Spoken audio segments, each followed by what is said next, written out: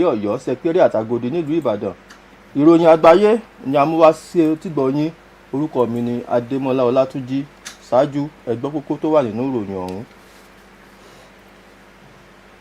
Àwọn ènìyàn tó tó 1,450 ló jẹ àǹfààní ètò àyẹ̀wò ìlera ọ̀fẹ́ tíjọba ìpínlẹ̀ Ọ̀yọ́ ṣètò rẹ̀. Gómìnà Mákindé ti ṣe lálàyé pé ẹgbẹ́ àwọn agbẹjọ́rò tí wọ́n tún ń ṣiṣẹ́ fún àwọn ará ìlú nílẹ̀ wa yóò ṣe ìpàdé gbogbogbò wọn nílùú Ìbàdàn. Ẹgbẹ́ akọ̀ròyìn nípínlẹ̀ Ọ̀yọ́ fi gbé ta látàrí àwọn ènìyàn 25 tí wọ́n jí gbé ní agbègbè Ìbàràpá. Wàyí o, ẹgbẹ́ Duson Pasan NBA ṣe ìwọ́de alájùmọ̀jọṣe nílùú Ìbàdàn. Ààrẹ Buhari àti àwọn gómìnà lẹ́kùn àríwá ilẹ̀ wa ṣèpàdé látàrí ètò ààbò tó mẹ́hẹ. Nílé òkèèrè, ààrẹ ilẹ̀ Chad tó jáde láyé ni wọn yóò sin lónìí. Báyìí ẹ gbọ́ ìròyìn náà lẹ́kùnrẹ́rẹ́. Ìjọba ìpínlẹ̀ Ọ̀yọ́ ti jẹ́ kó di mímọ̀ pé ènìyàn tó tó 1,450 ni wọn yóò jẹ àǹfààní ètò àyẹ̀wò ìlera ọ̀fẹ́ tí omi tuntun èyí tó wáyé fún ọjọ́ 23 gbáko lójúnà àti mú àgbéga dé bá ètò ìlera àti ọrọ̀ ajé àwọn ènìyàn ìpínlẹ̀ yìí. Aya gómìnà ìpínlẹ̀ Ọ̀yọ́ onímọ̀ ẹ̀rọ Tamúnumini ní Mákindé nígbà tí ó ń mú ètò ìlera ọ̀fẹ́ ọ̀hún wá sópin nílé ìwòsàn ìjọba èyí tó wà ní agbègbè Ringbo nílùú Ìbàdàn ṣe lálàyé pé lára àwọn tó jẹ àǹfààní náà láti rí aláboyún 10 tí wọ́n nílò iṣẹ́ abẹ ní kíákíá àti ọmọdékùnrin kan tí ìyá rẹ̀ jẹ́ oníṣòwò alábọ́dé tí wọ́n ń gbé nílùú Badagry tó nílò iṣẹ́ abẹ nípasẹ̀ àìsàn hernia tó ní. Ètò àyẹ̀wò ìlera ọ̀fẹ́ tí omi tuntun pẹ̀lú àjọṣepọ̀ iléeṣẹ́ ètò ìlera nípínlẹ̀ Ọ̀yọ́ ọ̀hún ni aya gómìnà sọ pé ṣíṣe iṣẹ́ abẹ àìsàn cataract náà kò gbẹ̀yìn. Àyẹ̀wò eyín àti ṣíṣe àyẹ̀wò ètò ìlera ara lápapọ̀ láàrin àwọn ọmọdé àti àgbàlagbà. Onímọ̀ ẹ̀rọ Tamúnumini Mákindé ṣe lálàyé pé ètò ìlera àyẹ̀wò ọ̀fẹ́ náà ni yóò máa wáyé ní gbogbo oṣù 3 nínú ọdún kan báyìí. Ó rọ àwọn ènìyàn láti lo àǹfààní ètò ìlera ọ̀fẹ́ náà láti máa ṣe àyẹ̀wò ìlera wọn pẹ̀lú àwọn aláboyún tí wọ́n ti fi orúkọ wọn sílẹ̀ pẹ̀lú ètò ìlera adójútòfò tíjọba ìpínlẹ̀ Ọ̀yọ́ ṣègbékalẹ̀ rẹ̀. Gómìnà ìpínlẹ̀ Ọ̀yọ́ onímọ̀ ẹ̀rọ Ṣèyí Mákindé ti ṣe ìlérí láti pèsè agbègbè tó dùn wò láti jẹ́ kí ẹgbẹ́ àwọn agbẹjọ́rò tí wọ́n tún wà fún àwọn ará ìlú ṣe ìpàdé gbogbogbò wọn láì ní kọ́nú-kọ́ kankan nínú nílùú Ìbàdàn ní oṣù karùn-ún ọdún yìí. Gómìnà Mákindé ṣàlàyé èyí nígbà tí ó ń gbàlejò àwọn ẹgbẹ́ ọ̀hún nílé ìjọba Agodi nílùú Ìbàdàn. Onímọ̀ ẹ̀rọ Mákindé tún ṣe lálàyé síwájú pé ìpínlẹ̀ Ọ̀yọ́ yóò ṣe ohun tó tọ́ láti mú kí ìpàdé ẹgbẹ́ náà kẹsẹ̀ járí nílùú Ìbàdàn. Gómìnà Mákindé tún ṣàfikún rẹ̀ pé ìṣèjọba òun yóò túbọ̀ máa fetí sí ọ̀rọ̀ láti ọ̀dọ̀ àwọn ènìyàn àti wípé ìjọba yóò máa fi ti àwọn ènìyàn síwájú nínú gbogbo èròǹgbà tó bá fẹ́ dáwọ́lé. Gómìnà aláṣẹ ìpínlẹ̀ Ọ̀yọ́ tún lo àsìkò ọ̀hún láti lu àwọn akọ́ṣẹ́mọṣẹ́ agbẹjọ́rò lọ́gọ ẹnu. Ó ṣe àpèjúwe iṣẹ́ náà gẹ́gẹ́ bí èyí tó wà fún àwọn onírẹ̀lẹ̀. Ó wá rọ àwọn amòfin láti kó ipa wọn nípa mímú orílẹ̀-èdè yìí gòkè àgbà. Alága ẹgbẹ́ àwọn agbẹjọ́rò tí wọ́n tún ṣiṣẹ́ fún àwọn ará ìlú ọ̀jọ̀gbọ́n Paul Ananaba ló léwájú àwọn akẹgbẹ́ rẹ̀ wá sílé ìjọba nílùú Ìbàdàn. Látàrí ẹ̀sùn ìjínigbé èèyàn 25 tí ó wáyé láàrin wákàtí 24 ní àwọn ìjọba ìbílẹ̀ ní agbègbè Ìbàràpá nípínlẹ̀ Ọ̀yọ́, ẹgbẹ́ àwọn akọ̀ròyìn ti pe ìṣẹ̀lẹ̀ náà ní ohun tó ń dẹ́rù bani. Nínú ọ̀rọ̀ tí alága àti akọ̀wé ẹgbẹ́ náà ọ̀gbẹ́ni Démọ́lá Babalọ́lá àti Ṣọlá Ládàpọ̀ tí wọ́n fi rọ kọmíṣánná fún iléeṣẹ́ ọlọ́pàá arábìnrin Ngozi Ọ̀nàdẹ́kọ̀ láti dá àwọn ẹ̀ṣọ́ aláàbò tó péye sí ojú ọ̀nà náà kí ó lè dá àlàáfíà padà sí ọkàn àwọn olùgbé ìlú náà. Ẹgbẹ́ àwọn akọ̀ròyìn ṣe ìrántí sí irú àwọn ìṣẹ̀lẹ̀ bẹ́ẹ̀ tó wáyé ní agbègbè náà ní nǹkan bíi ọdún 2 sẹ́yìn tó sì tún wá di lemọ́lemọ́ lẹ́nu ọjọ́ 3 yìí ní èyí tí ó sì mú ẹ̀rù àti òjò bá ètò ààbò ní agbègbè náà. Wàyí o, àwọn ẹgbẹ́ náà ti ké sí àwọn tó ní ń ṣe lórí ètò ààbò pẹ̀lú olórí ẹ̀ṣọ́ ààbò fún ìpínlẹ̀ Ọ̀yọ́ àti gómìnà onímọ̀ ẹ̀rọ Ṣèyí Mákindé láti tara ṣàṣà kí wọ́n ó sì lo ipá tó wà ní ìkáwọ́ wọn láti gba àwọn ará ìlú sílẹ̀ lọ́wọ́ àwọn ajínigbé náà kí wọ́n sì tún fi ojú àwọn aṣebi hàn. Àwọn òṣìṣẹ́ ẹ̀ka iléeṣẹ́ ètò ìdájọ́ tí wọ́n wà lábẹ́ ẹgbẹ́ JUSUN àti ti ẹgbẹ́ PASAN ti ṣe ìwọ́de alájùmọ̀jọṣe láti fi ẹ̀dùn ọkàn wọn hàn nípa ìbéèrè wọn fún kí owó wọn máa wà níkàáwọ́ ẹgbẹ́ àwọn aṣòfin àti ẹgbẹ́ àwọn adájọ́ tìjọba. Àwọn ẹgbẹ́ méjèèjì tí àwọn ọmọ ẹgbẹ́ agbẹjọ́rò náà darapọ̀ mọ́ níbi ìwọ́de tó wáyé ọ̀hún. Àwọn òṣìṣẹ́ náà ni wọ́n gbé pátákó lóríṣiríṣi pẹ̀lú onírúurú àkọlé tó ń fi ẹ̀dùn ọkàn wọn hàn látàrí kíkọ̀jálẹ̀ ìjọba láti dáhùn sí ìbéèrè wọn. Alága JUSUN nípínlẹ̀ Ọ̀yọ́ àti adelé alága ẹgbẹ́ àwọn òṣìṣẹ́ nípínlẹ̀ Ọ̀yọ́ Comrade Káyọ̀dé Martins fi ẹ̀dùn ọkàn rẹ̀ hàn tí ó sì ṣe àpèjúwe ìwà náà gẹ́gẹ́ bí ìfìyàjẹni láti ọ̀dọ̀ ìjọba sí àwọn ẹ̀ka aláṣẹ méjèèjì ọ̀hún bí ọ̀nà àìní òmìnira tí kò sì tún sí àgbéyẹ̀wò tó dúró péré láti ọ̀dọ̀ ìjọba. Igbákejì ẹgbẹ́ àwọn agbẹjọ́rò nílẹ̀ wa arábìnrin Délayọ̀ Oríẹkùn ṣàlàyé pé ẹgbẹ́ náà wà lẹ́yìn ẹgbẹ́ JUSUN àti PASAN fún ìyanṣẹ́lódì tí wọ́n gùn lé ọ̀hún. Ààrẹ Muhammadu Buhari àti àwọn gómìnà lẹ́kùn àríwá orílẹ̀-èdè Nàìjíríà ti ṣe ìpàdé papọ̀ láti wá ojútùú sí onírúurú ìṣòro tó ń kojú ètò ààbò ilẹ̀ yìí. Àwọn gómìnà ọ̀hún, èyí tí gómìnà ìpínlẹ̀ Plateau tí ó tún jẹ́ alága àwọn gómìnà láti àríwá ilẹ̀ wa Simeon Lalong léwájú àwọn gómìnà yòókù níbi ìpàdé náà, èyí tí olórí àwọn òṣìṣẹ́ ní ọ́fíìsì ààrẹ náà kópa nínú rẹ̀, eléyìí tó wáyé nílé ààrẹ nílùú Àbújá. Gẹ́gẹ́ bí ọ̀rọ̀ àwọn gómìnà ọ̀hún, ìpàdé náà wáyé láti ṣe àgbéyẹ̀wò ibi tí ètò ààbò dé dúró lẹ́kùn ọ̀hún àti bí wọn yóò ṣe wá ojútùú sí i. Àwọn gómìnà àríwá orílẹ̀-èdè yìí wá ṣèlérí láti ṣiṣẹ́ papọ̀ pẹ̀lú ìjọba àpapọ̀ látàrí ìṣẹ̀lẹ̀ ètò ààbò tó mẹ́hẹ ọ̀hún.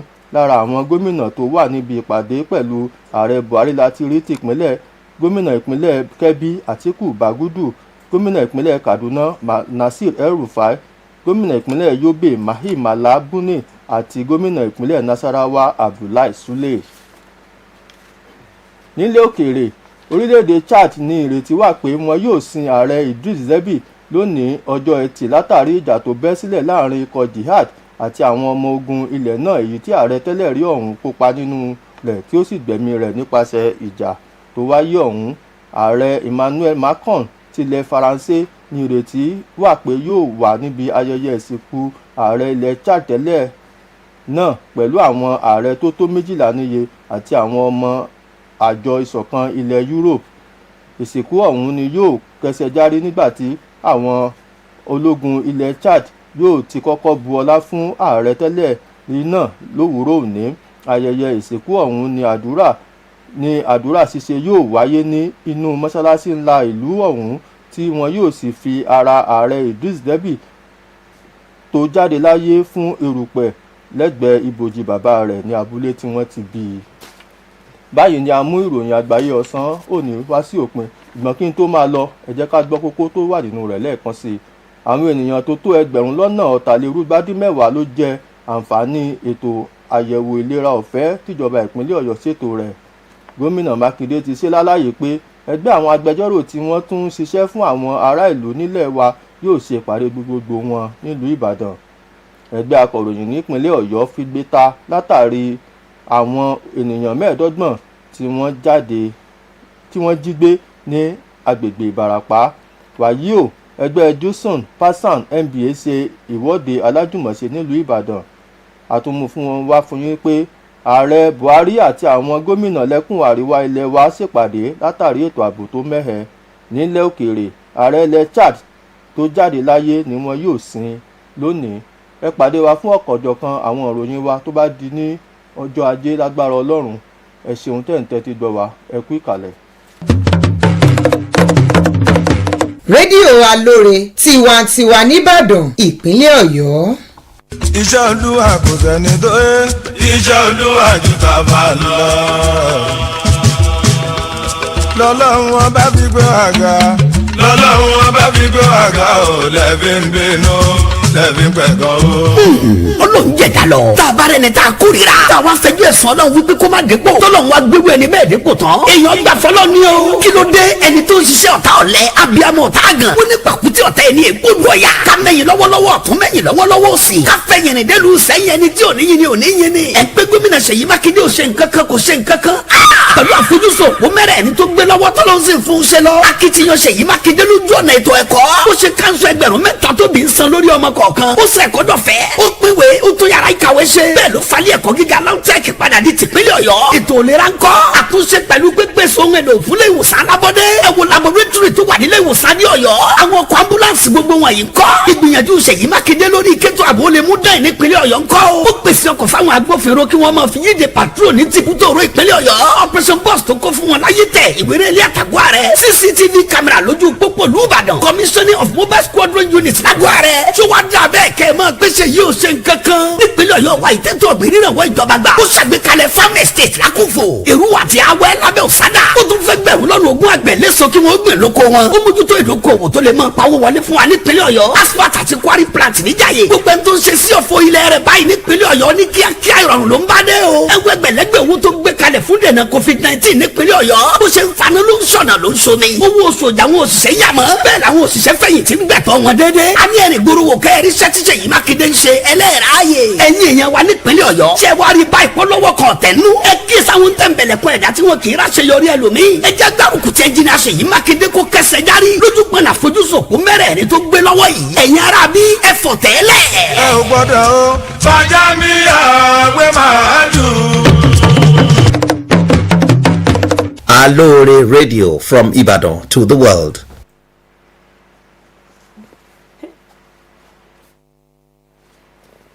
Good afternoon. This is Aloore Radio, transmitting from GSM Studio at the Ministry of Information, Culture and Tourism Secretariat, Agodi, Ibadan. This is the World News. I am Taiwo Olaniyo, and first the highlights. 250,000 people benefit from Oyo government's free health mission. NBA Spidel to host the High Conference in Ibadan, says Governor Makinde. Oyo journalists cry out as kidnappers snatched 25 persons in Ibarapa. Johnson, Passan, and NBA staged joint protest in Ibadan. Buhari and northern governors meet over insecurity. Late Chadian President Derby being laid to rest today. And now the news in details. Oyo State government on Thursday said about 250,000 people benefited from its 23-day Omititun free health mission to promote good health and socio-economic development of the state at the grassroots. Wife of the Oyo State Governor, Engineer Tamuno Minini Makinde, at the closing of the Omititun free medical mission at the Ring Road State Hospital, Ibadan, said the health mission's beneficiary included 10 pregnant women that required emergency cesarean section and also a boy whose mother is a trader and resident in Badagry that required an emergency EMIA surgery. The Omititun Free Health Mission, in conjunction with the Ministry of Health, said has provided, among others, free cataract surgery, reading glasses, HIV testing and consultation, EMIA surgery, dental care, and treatment of general health conditions both in children and adults. Governor Makinde said that the free health mission would now hold every quarter of the year and urging individuals across the state to tap into it for their health needs, as well as pregnant women registering with state health insurance scheme, and those that need cesarean section can easily access it if needed. And in another news, Oyo State Governor Engineer Ṣèyí Mákindé has promised to provide suitable environment to enable the Nigerian Bar Association section on Public Interest and Development Law (NBA Spidel) to hold the Each Free Conference in Ibadan, the state capital, in May 2021. The governor stated this while receiving delegation of the NBA Spidel at the government house, Agodi, Ibadan.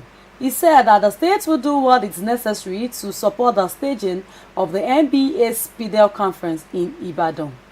He also said his administration will continue to remain sensitive to the yearnings of the people, adding that the government will always put the people's interest first in all its policies and programs. Governor Makinde also used the occasion to extol the virtues of the legal profession, describing it as a noble one, and while urging lawyers to play good roles in actualizing development in the country. The chairman NBA Spidel, Professor Paul Ananaba, led the delegation to the government house. And also, with the alleged kidnapping of 25 persons within 24 hours in the Barakba area of Oyo State, the Nigerian Union of Journalists described the development as a scary one. In a statement signed by the NUJ chairman and secretary Ademola Babalola and Shola Oladapo respectively, urged the State Police Commissioner Ngozi Onodeko to relocate to the troubled area in order to restore sanity and confidence for Ibarakba residents.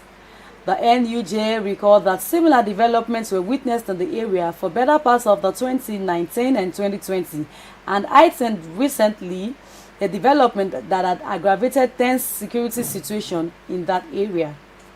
The union has also called upon all stakeholders on the Security Council, including the Chief Security Officer of the state, the Governor of Oyo State, Engineer Seyi Makinde, to also and immediately deploy all powers at their disposal to rescue the victims unearthed and bring the perpetrators to book. The Judicial and Parliamentary Workers under the auspice of Judicial Staff Union of Nigeria (JUSUN) and Parliamentary Staff Association of Nigeria (PASAN) respectively yesterday staged a joint protest to drive home the demand for the financial autonomy of both the legal and judicial arms of the government. The unions were joined by the members of the Nigerian Bar Association (NBA) in solidarity. The workers carried placards bearing various inscriptions to express their displeasures for the continuous denial of financial autonomy for the two arms of government. Oyo State Chairman of JUSUN and the acting chairman of the Nigerian Labour Congress on the state, Comrade Kayode Martins, decried what he describes as the executive's overriding influence on the other two organs of government as a result of lack of independence, saying it negates the doctrine of checks and balances. In a remark, the vice chairman of the NBA, Mrs. Delayo Oriekun, said the association was in support of the strike, noting that the legislative and the parliamentary workers needed to have autonomy for the development of the nation's democracy. Human rights lawyer Comrade Femi Aborishade, who was also at the protest ground, also to show solidarity, said the only weapon available to whip the state government into line within constitutional provisions is the strike actions such as the JUSUNs and the PASAN were doing. The peaceful protest took place at the front of the Oyo State High Court Complex, Spring Road, Ibadan. In another news, President Muhammadu Buhari of the Federal Republic of Nigeria met with governors from the northern part of Nigeria as well as the country seeks ways to contain its numerous security challenges. The governors were led to the meeting by the Plateau State Governor and the chairman of the Northern Governors Forum, Simon Lalong, and they were also joined by the Chief of Staff of the President, Professor Ibrahim Gambari, during the meeting that held at the President's Villa, Abuja. According to the governors, the meeting was convened to review the region's security situation and seek ways to address it. They also pledged to work with the federal government in a bid to tackle the issue which they described as stifling development in the region. Some of the governors who attended the meeting included those of Kebbi, Governor Atiku Bagudu, and also Kaduna, Nasir El-Rufai, and of Yobe, Mai Malabuni, and Nasarawa State Governor Abdullahi Sule.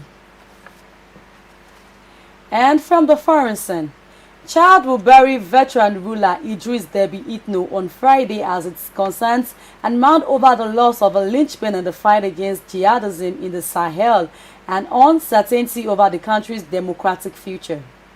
President Emmanuel Macron of France, the former colonial power, will attend the ceremony along with a dozen other heads of state and the European Union Foreign Policy Chief Joseph Borrell.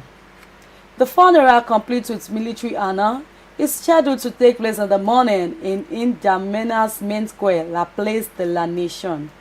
The ceremony is to be followed by prayers at the capital's Grand Mosque, after which Deby is to be laid to rest alongside his father in the village of Ahmad Jaras, next to his birthplace. And may his soul rest in peace. And that concludes the world news this afternoon. But before I leave, here are the news highlights once again. 250,000 people benefit from Oyo government's free health mission. NB is speeded to host the High Conference in Ibadan, says Governor Seyi Makinde. Oyo journalists cry out as kidnappers snatch 25 persons in Ibarakpa. Chosun, Pasan and NBA staged joint protest in Ibadan. Buhari and northern governors met over insecurity issues. Late Chadian President Debi been laid to rest today.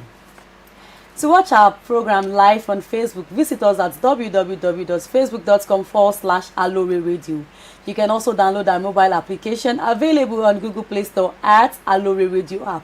Do also subscribe to our YouTube channel at Aloore Radio to enjoy many of our programs. Thank you very much and thank you for listening to us. I am Taiwo Olaniyo. Have a great weekend. This is Aloore Radio transmitting from Ibadan. COSIS Global Services is an organization that renders educational services and in partnership with topmost accredited universities in Ghana, Russia, Benin Republic, Canada, and also online accredited programs. They are offering scholarship admissions into the universities of the aforementioned countries without UTME or post-UTME to study accredited courses. Awaiting results can also apply. Pre-degree, NCE, OND, and HND can get direct admissions into 200 level. NYSC also guaranteed. Please note, master's program and PhD are also inclusive. Obtain free scholarship form at COSIS Global Services, the Genesis Plaza, Okunadi Street, opposite Bettyland Junction, Mokola, Ibadan. You are tuned to Aloore Radio, broadcasting from Ibadan, Oyo State, Nigeria.